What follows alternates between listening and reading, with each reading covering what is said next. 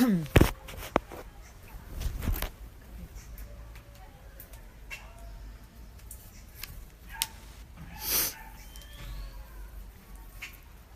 right. So there's been a request for this meditation. It's one of the first meditations that my teachers took us through.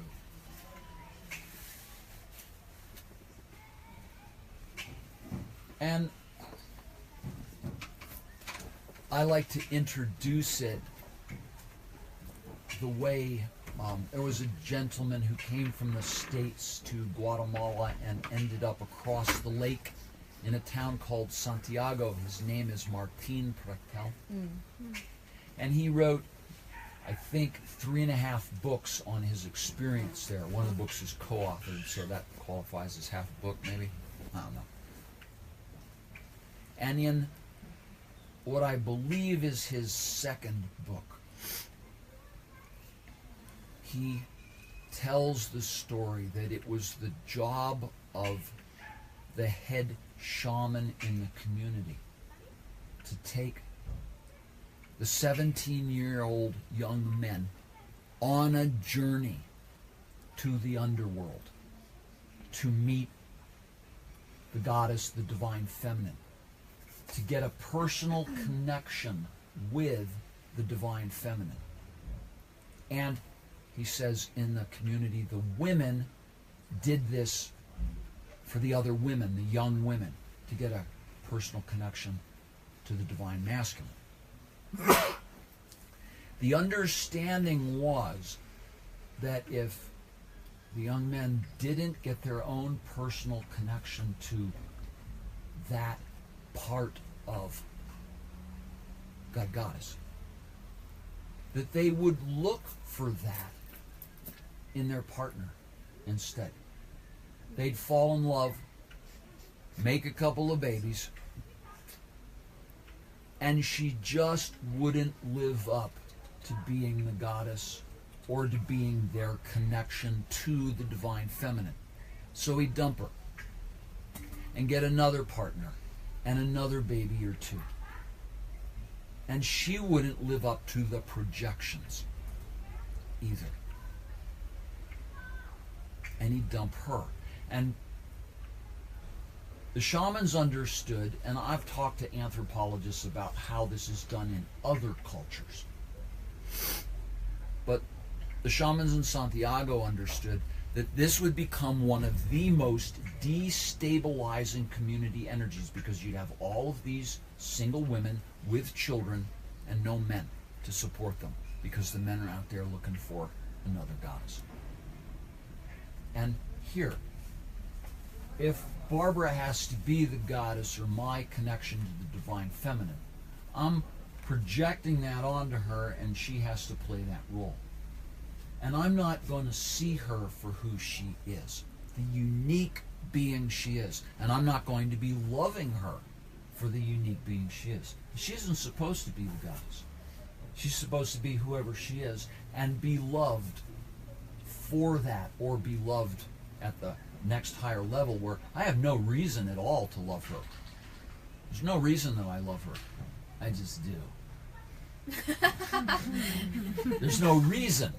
So there's nothing she can do that will disappoint my love, because there's no reason I love her. Does that make sense? Yeah. I just do. There's no expectation. Yeah, she doesn't have to play a role for me or live up to some expectation. But anyway, so Martine took the young men to the underworld, or what the shamans call the underworld. We would call it the slice of the unconscious. This is a Lazarus conception. The slice of the unconscious that's closest to the subconscious. Deeper in the unconscious is where all your past and future lives are, and that dimension of yourself. But there's a lot of stuff in this slice of the unconscious that's closest to the subconscious, called the shamans call the underworld. bunch of contracts there. Contracts that you made in other lifetimes where you were in a spiritual group where you could visit such places, and you put in such contracts like you wouldn't be interested in sex and things like that, so you'd stay in a high spiritual vibe, and contracts that no prosperity. You won't get lost in the egoic world of money and success. Things like that have absolutely no relevance to what's happening in this lifetime. Anyway, there are contracts there. There are also a lot of gifts there. So you attained a very high level in a past life. And you planted stuff in the unconscious. Gifts, talents, tools that you could recover in another lifetime where you had the ability to go into the unconscious and get them. Or you had a past life where something happened and there was more pain or more fear or more grief than you could bear. And so it got pushed down into the unconscious. And at that level, it didn't die when you died. When your life ended, it didn't pass. And so you have a future life where you have an agreement to go back and deal with those energies. They influence a life. They don't control it, they influence it. So a lot of stuff down there.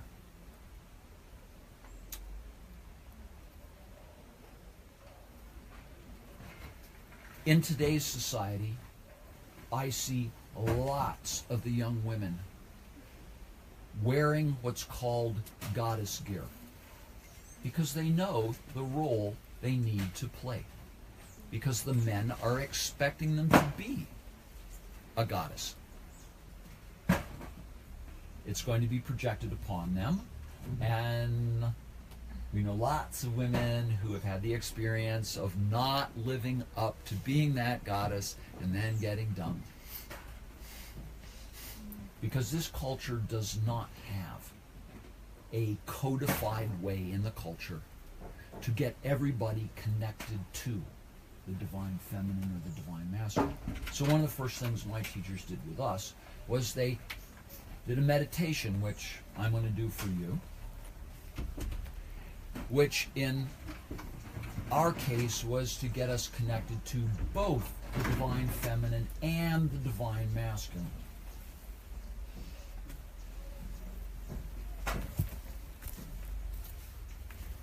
And they called the meditation the God hole. So in your belly, in this metaphor, I mean, don't make a big thing out of this, but let's use this metaphor. I've had people want to connect it to their hara or a certain chakra, but anyway, in your belly, around the area of your navel, your belly button, your belly button was where you were connected to Source in the womb, to your mom, metaphorically speaking.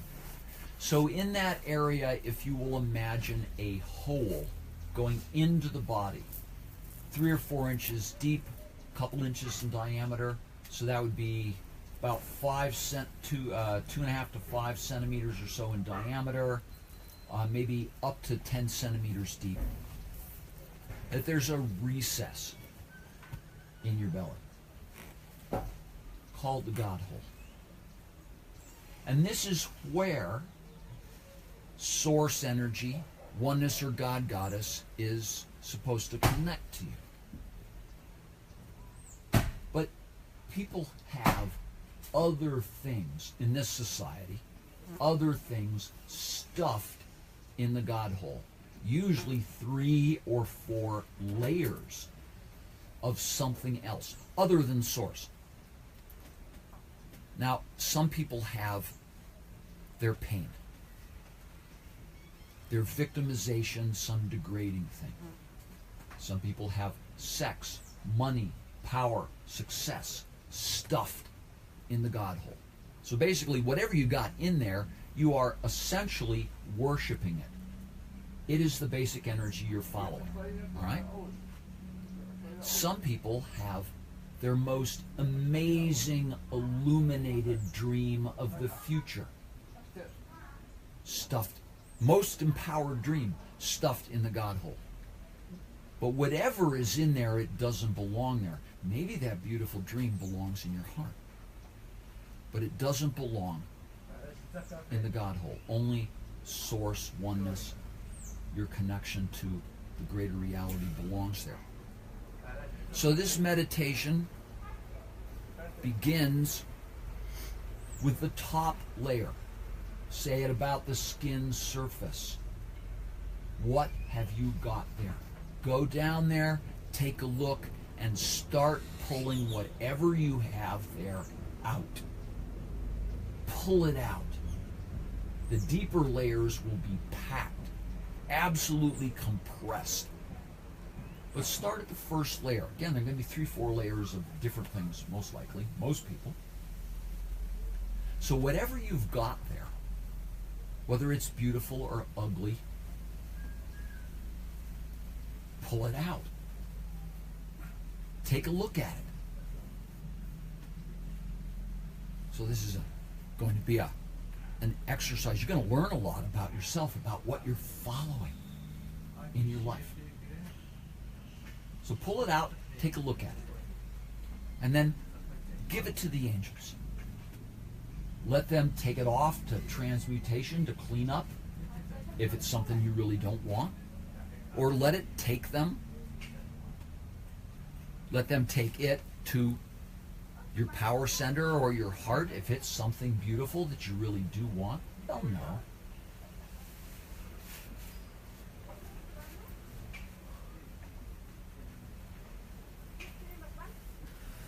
But as best you are able, examine it. See what you're following, metaphorically worshiping. When you've pulled out the first layer, start on the second layer.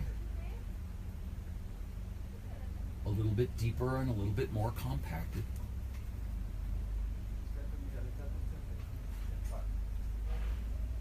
Extract it, get it out, and as it's in front of you, take a look at it. As you're in there pulling it out, become aware of what it is. Many people can do that. Feel it energetically or sense it. Whatever level you input on will be enough.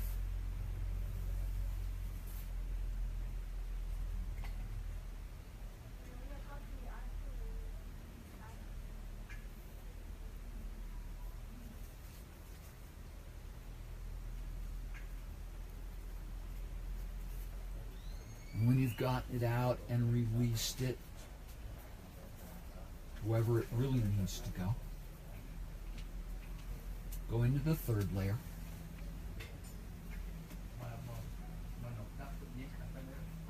No need to hurry. We'll spend enough time until everybody's finished here.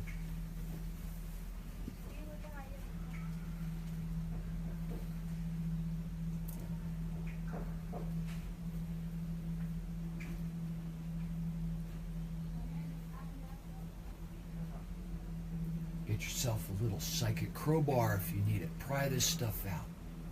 See what you've got. Get rid of it.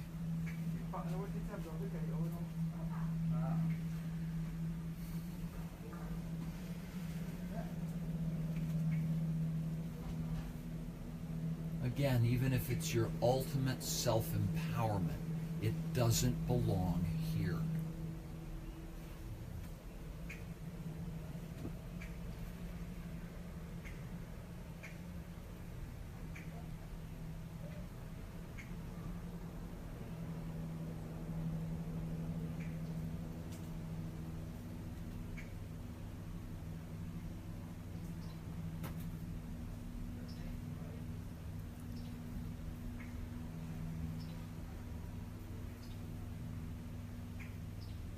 Go to another layer if there's one there. We're going to get it cleaned out all the way to the bottom.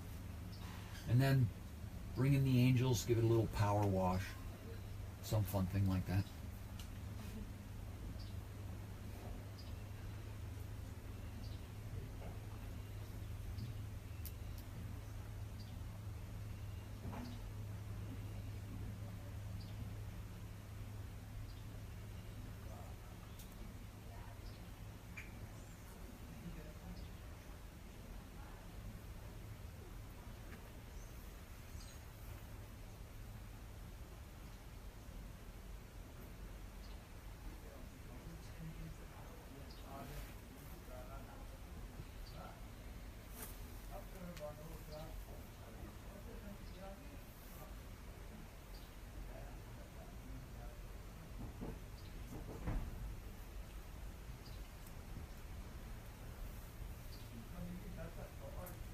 And when you get it all cleaned out, washed and clear, just wait for everyone else. We'll all take the next step together.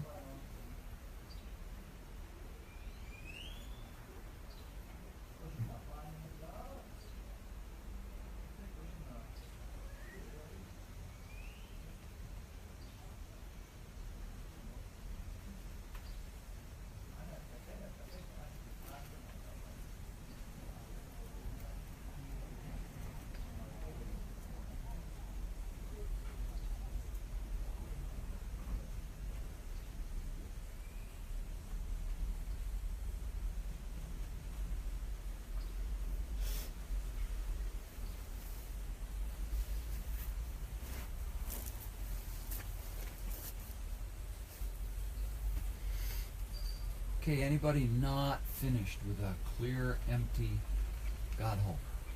Raise your hands. Anybody not finished? Okay.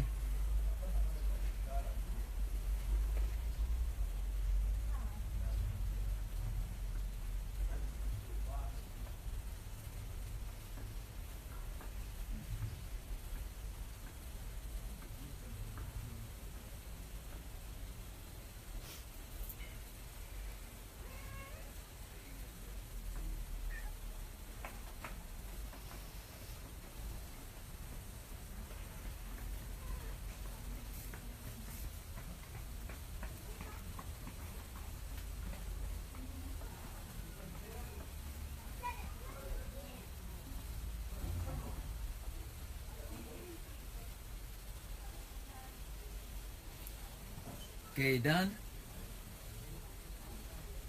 All right. So now ask to presence in front of you, out a few inches, a foot, 10, 20 centimeters in front of you. Source, creation, oneness, God, Goddess, all that is, Supreme Being, whatever that would be for you. Just a little bit of it. Your connection to that energy. And at your own pace, even if this continues for several days, at your own pace, let a little bit of it into the God hole, the God socket. Connect with Source.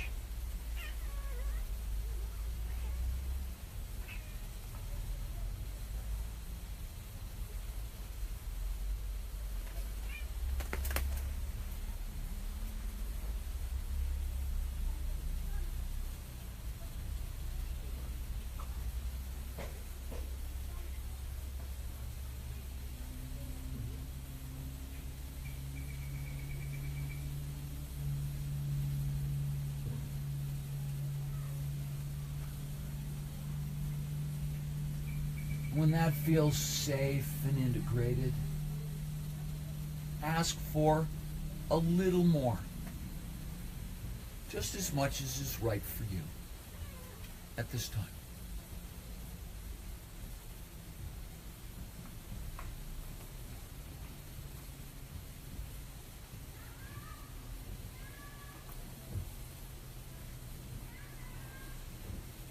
And my suggestion is a month from now, a few more months from now, go look. Go see if you've put anything else into this place. Stuffed it with anything else.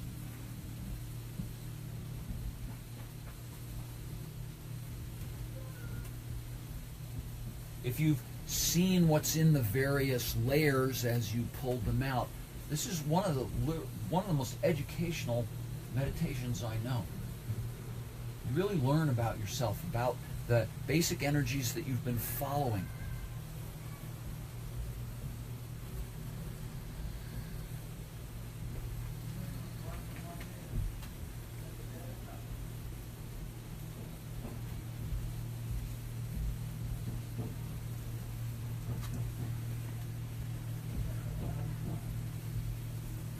So connect to a little bit more if that's right, or just wait till another time you go into meditation, connect to a little bit more if that's right for you.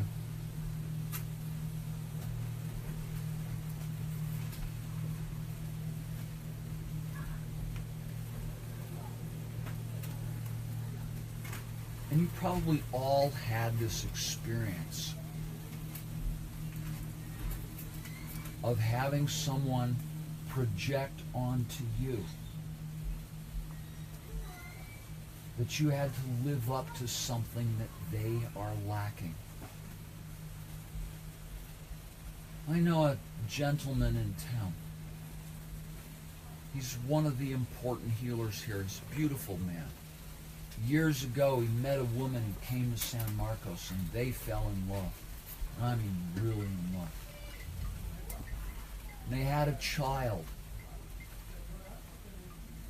And he just kept telling her, you know, I just don't feel loved by you.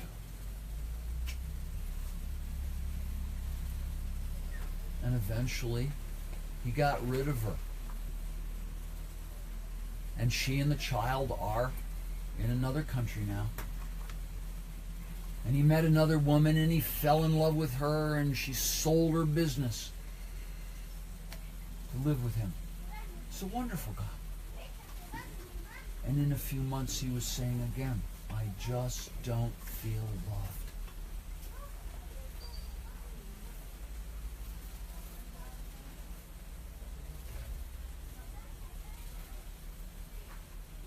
Well, he came one time, got him through this meditation.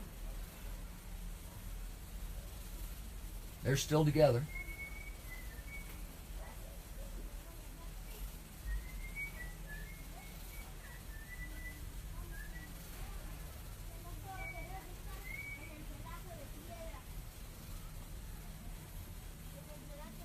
But I do know it makes a difference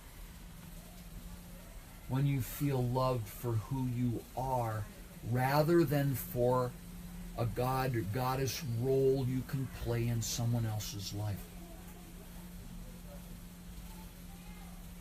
Without the knowing at the conscious level, many people don't really understand consciously that they're not being loved for who they are, they're being loved for the role they're playing. But you know at a subconscious level, and it just doesn't feel right.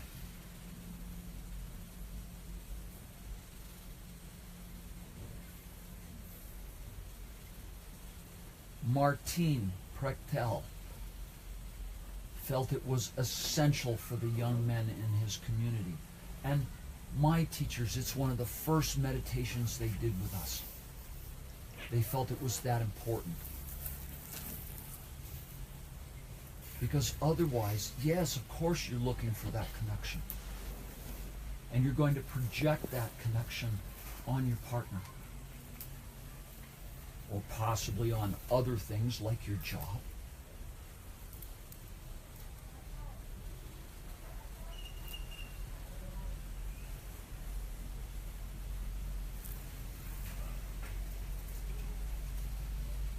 Did you like this? Feel different? Anybody want to make a comment?